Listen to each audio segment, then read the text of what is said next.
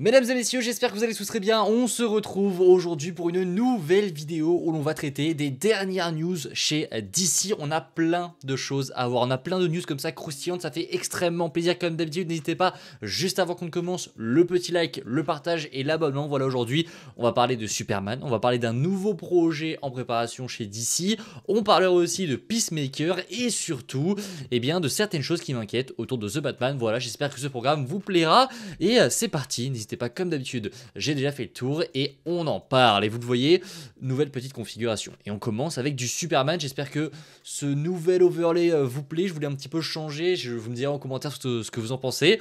Mais on commence avec le trailer de Superman. Puisque dans la nuit, on a eu la confirmation selon Collider, j'allais dire Deadline, mais c'est Collider, qui a déclaré que, en gros, le trailer de Superman allait débarquer à la mi-décembre. Selon eux, c'était une news officielle. Donc je l'ai donné comme officiel, même si aucune personne de chez DC n'a pris la parole, que ce soit James Gunn ou un autre. Pour l'instant, il n'y a rien de sûr, mais normalement, le trailer selon Collider devrait tomber à la mi-décembre. Ce qui est un choix plutôt stratégique. Pourquoi ? Parce que à la mi-décembre, il y aura plein de films de sortie. On sait que la fin d'année va être très chargée, notamment avec Sonic 3, avec Kraven Chasseur. Bon, Kraven, on va pas se mentir, il n'y a pas beaucoup de monde qui l'attend, mais ce sera quand même un film qui fera des entrées sûrement.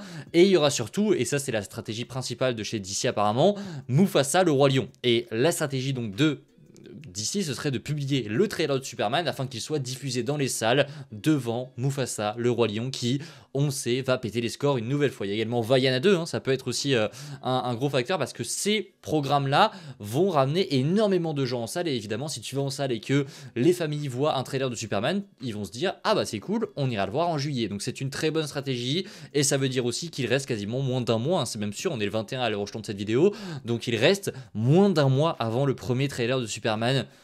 J'espère vraiment que James Gunn ne va pas décevoir et qu'on va avoir un trailer, le trailer qu'on mérite en fait. Les fans méritent un vrai trailer, un vrai bon trailer pour un vrai bon film de Superman. Les amis, il ne reste plus beaucoup de temps à attendre, on a déjà parlé plein de fois du trailer, donc on va pas s'éterniser là-dessus, mais sachez que ça sortira normalement à la mi-décembre. Passons à une autre news, elle m'agace un petit peu, on va pas se mentir, c'est du Peacemaker. Peacemaker, la saison 2 arrive, etc.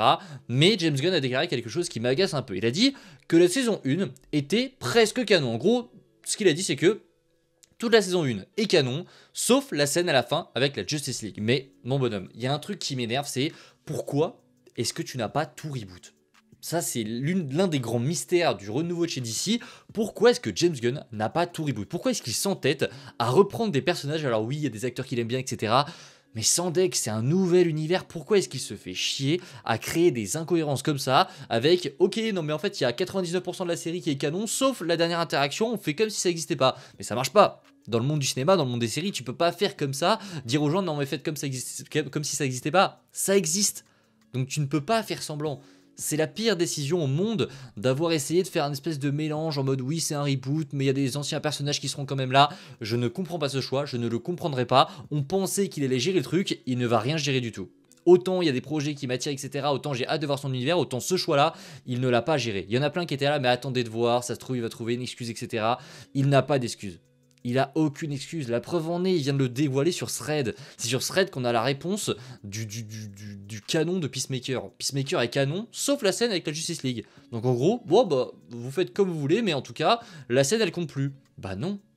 Ça ne fonctionne pas, je vous l'ai dit, je vous l'avais dit dès le départ, je l'avais un petit peu pré-shot et j'étais pas le seul, il y en avait plein qui le sentaient aussi. James Gunn a fait n'importe quoi, pas avec DC mais avec sa gestion du reboot de l'univers. Je dis pas que l'univers va être mauvais, j'ai hâte de voir ce qui va sortir, bordel. J'espère que son univers va être bien et j'ai plein d'espoir là-dessus. Mais comment est-ce que tu peux recommencer un univers, mais pas trop ? Je sais que le mec, vraiment, il a recommencé son univers, mais il y a un petit peu de l'ancien. Il y a des persos de l'ancien, ils auront en fait, tout est canon dans l'ancien, donc ils ont des souvenirs de l'ancien d'ici, mais maintenant ils sont dans le nouveau. Ça n'a aucun sens. Ça n'a aucun sens de faire ce qu'il fait. Vraiment. On s'y attendait, mais je pensais, j'avais peut-être un petit espoir pour qu'ils nous sortent une excuse magique en mode ouais, mais ils se souviennent pas, etc. Pas du tout. Pas du tout. Il faudra juste faire semblant qu'on n'a jamais vu cette scène. Nous, les fans.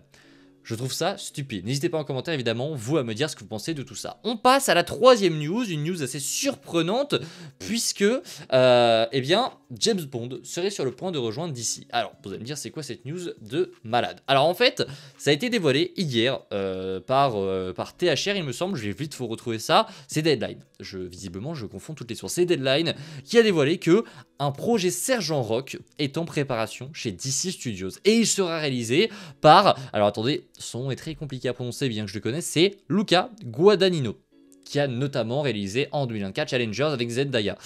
Donc ce réalisateur, que j'aime beaucoup pour le coup, réalisera un projet Sergent Rock pour DC Studios. Aucune indication de s'il s'agit d'un projet pour l'univers DC de James Gunn ou s'il s'agit d'un projet Elseworld, donc il n'aura pas de grosse importance et qui sera juste un projet à part. On ne sait pas ça. Mais ce que l'on sait, c'est que Daniel Craig est en discussion pour jouer dans ce film. Et bordel, qu'est-ce que ça peut être cool. Alors, pour ce qui est de l'utilité du projet, honnêtement, il n'y aura pas grand chose à mon avis à en tirer, mais ça peut être très intéressant. Je ne connais pas trop le personnage, j'ai lu un article de Sergent Rock pour commencer à m'intéresser au personnage.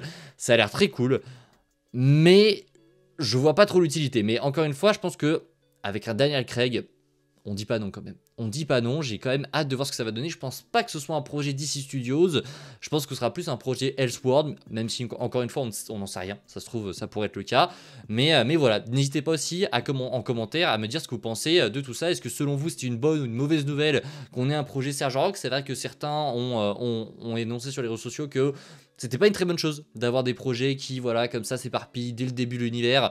Il y a déjà un univers Elseworlds avec The Batman, on avait déjà l'autre univers encore avec Joker. Si en plus de ça tu nous rajoutes des projets un petit peu partout, c'est vrai que ça peut perdre un petit peu les gens. Mais j'ai entendu une remarque assez pertinente pour le coup de, je sais plus où est-ce que j'ai entendu, il me semble que c'était chez Landry, sur un live de Landry, je sais plus qui l'a dit, mais il y a quelqu'un qui a dit, en gros, le grand public en a rien à faire. Vraiment, le grand public, on n'a rien à faire et très peu, en fait, seront les gens en salle qui vont se retrouver perdus. Parce que soit tu es le grand public et dans ce cas-là, tu t'en bats les steaks complets de l'univers, d'où ça se passe, de The Batman, etc. Tu veux juste voir un film qui va te divertir pendant 2h30. Soit dans ce cas-là, tu es un fan et le fan lambda, il sait où est-ce que ça se passe. Alors, il y a peut-être une petite partie des gens qui seront un petit peu perdus, mais ça reste assez mineur et c'est à mon avis pour ça qu'ils s'autorisent à faire des projets qui vont un petit peu dans tous les sens. Bref, passons aux mauvaises nouvelles, puisque voilà, il y a quelques mois, on avait Matt Reeves, le réalisateur de The Batman et prochainement The Batman Partie 2, qui nous avait dit « Oui, le script de The Batman Partie 2, c'est bon, il est terminé. » Et là, on a James Gunn, il y a 3 jours, qui vient de nous dire « Ah non, le script n'est toujours pas terminé. » Je sais pas ce qu'il a dit l'autre Matt Reeves, mais ça n'est pas terminé. Donc, ça me fait bien rire parce que, vous allez voir, ça me rappelle de vieux démons. En fait, là, on apprend qu'en réalité, Matt Reeves a menti. Et que le script de son deuxième opus de Batman n'est toujours pas terminé. Et on a appris il y a quelques heures seulement, donc là je vous le rajoute comme ça dans la vidéo, qu'ils espèrent tourner en 2025, enfin que pour eux c'est un objectif, mais que c'est pas encore sûr. C'est tombé ça, je vais vite vous le retrouver, ça a été balancé vraiment il y a quelques minutes à l'heure où je vous parle, ça a été balancé par, je vais vous le retrouver les amis, attendez 2 secondes, hop, ah la news était si loin que ça, il y a plein de news qui sont tombées en attendant, ça a été balancé par THR. J'ai oublié de reporter. Donc l'espoir de tourner en 2025 pour The Batman Party 2, c'est un espoir, mais c'est pas sûr. Je sais pas vous, mais ça me rappelle quand même de vieux démons. De vieux démons du film Batman de Ben Affleck. Alors je ne dis pas que le film va être annulé, ça m'étonnerait, et si le film est annulé, c'est la pire décision que DC n'ait jamais prise. Pourquoi? Parce que The Batman et The Penguin, c'est les 2 meilleures choses qui sont arrivées à DC depuis Snyder, et même peut-être avant. On va pas se mentir, je pense que j'ai jamais pris autant de pieds sur un film ou sur un projet d'ici depuis The Batman et je sais pas en fait s'il y a un projet d'ici qui m'a fait encore plus kiffer que The Batman honnêtement.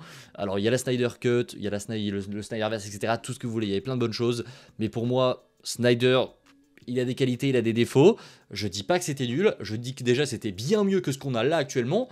Mais sur les 10 dernières années, donc en 2014, alors allez, sur les 8 dernières années, si vous voulez, on compte pas la Snyder Cut, hein.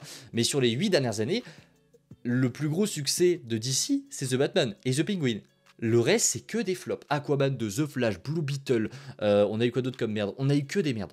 Que des merdes partout. Même pas que des merdes au box-office, hein, parce que ça peut être des projets qui font que merder au box-office en mode ok, on n'a pas de chance, ça fait que 200 millions. Non, non, les projets sont nuls. Le film est nul. Les projets, les films, la qualité est médiocre. On se retrouve avec des projets vraiment nazes. Donc abandonner cet univers, c'est une très mauvaise idée. Et je pense pas que ça n'arrivera, mais vous savez, on ne sait jamais. On ne sait jamais. Warner, c'est Warner. J'ai pas besoin d'aller plus loin dans le développement. Vous savez ce que Warner est capable de faire. Ils sont capables de se tirer une balle dans le pied tout seul. C'est la meilleure chose qui soit arrivée à DC. Et c'est encore le meilleur de ce qu'on a chez DC actuellement. On attend évidemment l'univers de James Gunn et je pense que cet univers pourrait dépasser l'univers de The Batman parce qu'il n'y a pas grand chose encore dans l'univers de The Batman, mais rien qu'en 2 projets, c'est les meilleures choses qu'on a eues chez DC. Et là, de voir que le script de The Batman Partie 2 Pattinson, pas mal le jeu de mots, c'est arrivé tout seul, hein, c'est pas du tout préparé. Mais de voir que le script de The Batman Partie 2 bug, qu'il n'avance pas, que Matt Reeves a menti, mais que se passe-t-il? Je sais pas. Est-ce qu'il a du mal à écrire des choses? Est-ce qu'il n'arrive pas à trouver la suite? Est-ce qu'il est bloqué? Est-ce qu'on ne le laisse pas travailler correctement? Est-ce qu'au final, James Gunn n'a peut-être pas envie qu'il y ait cet univers? J'en sais rien. Il y a beaucoup de questions, très peu de réponses, on va pas se mentir. Mais en tout cas, il y a véritablement, visiblement en tout cas, un petit problème avec The Batman Partie 2. Je ne dis pas que c'est la catastrophe, loin de là. Le projet va sûrement se tourner en 2025, hein, on va pas se mentir. Mais en tout cas, ça aura mis pas mal de temps pour que le projet arrive. Pour un film qui ne demande pas un budget faramineux, hein. Le premier film avait coûté quasiment 100 millions de dollars, alors un petit peu plus avec certains reshoots, etc. Enfin, certains changements pendant le tournage, ça avait coûté un petit peu plus cher, mais le budget n'est pas faramineux. Ils n'ont pas besoin de décors de fou malade. En plus, il y a plein de trucs qui sont tournés avec des écrans, etc. Ça prend pas normalement 100 ans de faire un film The Batman. Et là, il va y avoir combien de temps entre les deux? Il sortira en 2026, le premier est sorti en 2022. Ça fait beaucoup de temps. Alors je sais pas pourquoi ça patine autant, mais en tout cas, Pattinson encore une fois, j'arrête. Mais en tout cas, ça prend du temps, c'est un peu bizarre. Alors ce sera pas annulé, hein, j'en suis quasiment sûr. Si c'est annulé, honnêtement, je vais avoir un petit peu peur pour DC, parce que, encore une fois, hein, depuis 8 ans, c'est la seule chose qui a marché. Voilà, je ne saurais rien vous dire de plus. Bref, on arrive au terme de cette vidéo, j'espère qu'elle vous a plu. Si c'est le cas, comme d'habitude, le petit like, le partage et l'abonnement. N'hésitez pas en commentaire à me dire tout ce que vous avez pensé de ces news, est-ce que vous les trouvez cool ou pas. Bref, vous savez ce qu'il vous reste à faire. Et d'ici là, on se retrouve nous très vite. Et voilà, prenez soin de vous, c'est toujours le plus important. Allez les amis, ciao tout le monde.